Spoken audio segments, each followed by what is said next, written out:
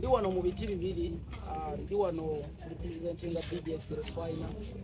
ey'obwakabaka bwa Buganda waffe Venom. This is my workmate ensonga bwe tuzivuga mu kitongole kimu amasanyalaze ntugasaasanya ensi yonna. Then ku side eri ndiwo nga muyimbi nga brand Ron Genius official ndi wano supporting Muganda wa Nyash Festival 2nd edition. Bana Uganda mwe namba kowola Satu Mulomo tourism ekyo tunzi kya Uganda kimbinde bana ensonga ene yemabega kyekimu ku bazita exports za Uganda bana emugenda kubanga bazza okulambula nga pimamu nga buli wootunula wasongodde eryange nalitumiza dda era lituuke essaawa yonna nange njala lituuke ku Friday ekiro so that naye ku Saturday ndi surprise so bamanyi ekyokukola muna mwategedde ekyokukola Satu Mulomo ffenna tugere wano tugikube paka ku makya waliwo ekirala watumiza silikoni oba aja silikoni lino nyeenya saagala litava mu kifo kimu bannange wali njagala ebbina nga linyeenya lyakabi erijja esaawa lino onjagaza mu maaso awo katono nnyo tulabe ku kyekyo ky'olinawo kati lino siri eryakyo lyendezi lino lyendezi lino lya today oyabaddemu bwambazi ntadde kali akamu akabamala naye nga bananga Satu Mulomo mbayita mwenna alete ki mbayita bannange mwenna Satu Mulomo wano ku Forest Park Erweza mujje mu bungi n'abatalina bbina bane buli atalina bbina yambala ebbino gy'obigule temutuswaza kubona ku lwanyashi amalina toyanziza tweyanzege omukyala kapakati essaawa zino munzikirize nyanyirize CEO Magic Town Ziza Bafana abeko naye kyatugambe emundu yevuga nvuga ki emundu egenda mu Nyashi tevuga etya tuli mu Nyashi Festival Stripe tukomyewo 2nd edition mukimanyi ffe bantu abasinga okulengera ebintu ebitunda Uganda oba oyagala oba toyagala Uganda yazaalibwa n'amakula ag'abawala abalabika obulungi oba abanyirira. Nyashi kitegeeza Nyashi kwa Nyashi kitegeeza abawala abakula nga balina obubiina bunene bwe buliko kyekiriko era ko olunaku tugenda bagamba omukazi yasooka okuba n'ebbiina eddene mu nsi yonna tugenda mubagambe ya surprising abazungu ne bamuteeka mu byafaayo ekintu ky'okuba n'ebbiina eddene enkula nnungi mukiraba abakyala embeera zammwe era kabebbaawo oba tewakula bulungi aba disappointed buli lwogezaako okukola kyobola bubiina bwammwe bufuluma buli kintu kyammwe kyonna kiri plastic musobole okufaanana ekyo kye twagala okuleeta wano abali piwa nga bali booni n'ekyo bagenda kubeera wano Satu Mulomo tugenda kubeera mu Nyashi mukimanyi ffe tetwerya ntama mu nsonga z'okubanga abakyala tubakulembeza ku mwanjo okubanga bye bimu ku bizinesi zaffe abakyala babeerawo ekintu kibakkaali mu abasajja mukimanyi ku luno obadde obeereyo ng'obiraba ku TV Nyashi tugina abaasibwa luli mwalaba abasinga okuzitoya emabegaawo last time so tuzze bangi abayimbi abateera atama era abasinga okwagala ebintu ebinyeenya bano abagamba nti kutama ojagala nga byenyeenya embuzi zigenda kukabakola ekiralo kiri wano ku Forest Resort tuli Lweza ekifo ekyakabinye ekigazi ddala ekyaddala ebyaddala so musaleeko ate tubakakase kuba mukimanyi endongo yaffe si byebiri ebyokugiraagira bino bya ddala by'abantu kusanyuka it is party time okitegeera so mujje mwenna tusanyukire wamu ffe tuli redo bakuba endongo kubanga tuli balida ba Nyashi okunyeenya ate n'endongo ya dance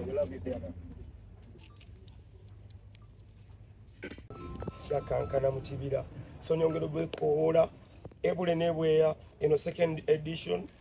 ebyasoba byonna byonna ebitagenda bulungi last time kuba bifkosi byanyuma byali massive naye olumu agamba yatenze kino ki ekyenjawulo ku luno tuvuddeyo mu kisaawe tuli mu kibira mwennyini tuli mu kibira twagala tufune field y'ekibira twagala tube nga Bafana ayimba eno wali abawuga kapakati wanoonya dansole waliwo abamu ba mu miti bagiwalampye yagiguze so mbakoola emitwalo ebiri General Happiness emitwalo 5 VIP table ya 1M mujje tunyumirwe bayimbi bangi nnyo tusobola bamenya bamalayo ba TV presenters bonna ba DJ basobola okuba endongo ennungi ba MCs ababisobola obulungi abaana bo betegese dda tickets ziri out nonya ticket yo gifune Nyashi kwa Nyashi sobola kwerabira twebaza aba sponsors abatuuliye mabega bonna bula backdrop tuinako Skybanks tuinako Kiskondo ndowooza yasuutinga bulungi nnyo ne concept yaffe. Tulinako Forest Resort yatuwadde ekifo mu mbeera ennyangu ennyo. Tulinako Galaxy FM, sinza kwerabira BBS Telefina, eyo bibandera, sinza kwerabira Cream Events, egeno stage nga stage ennungi ennyo, screen nga ne oba oliwa bafana omulaba nga bwafaanana kapakati bino oliraba bulungi nnyo buli kimu ng'oluli twate tumanyi nti abantu baagala nyashi kati lwe twategeera nti abantu bajje balabe ekigendo bako stage njijja nago nge batalabanga kati njamba kakase luli baali beekweka bantekako embeera biki kati bakitegeera nti kyekiriko kyekyetunzi kati ngenda battira mu kibira anti concept wagimpadde kati kankuleetera abagalina gwe si olabikoozanya. So byebyo ne bannamawulire mwenna mbeebaza mwe bali tubeerera okubanga mwe mubyongerayo muli bakabinyo bannamawulire muli bankizo nnyo so mwe bali kubeerawo nyongera okoowola buli atulaba ali eyo yonna gy'oli vidiyo wekutuukiddeko wonna tokola kirala kyonna 31 tetulina gye tulaga walala wonna tuli mu Nyash Festival tuli wano ku Forest Resort. Fire. Mukadde kano tenyirira kyekyo bagenda olaba naye ate gwe omuntu abenga feesimbi nabeganga wabi kugenda tulogezaako bubi n'olwekyo tetuli basanyufu nga Skypins twaze entravo. boss olina akala kokyongerayo taata? Tenyinza okwengerako okukakasa ali eka nti tulina parking emala, tulina parking zemirundi ng'ena, abanyumirwa okuwuga swimming pool tulina nga 4 kifo ne bwotali awaka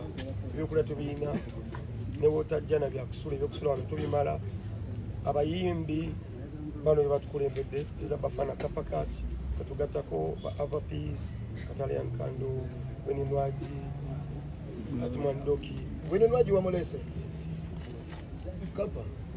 atogira naawe kambe ngenda kugira mu bina towakana ngadde no singa eri ate yasazeemu angalabeko kubanga abaana b'obuwala abaana batenga muzino by the way rate ziriwa agisikama gisita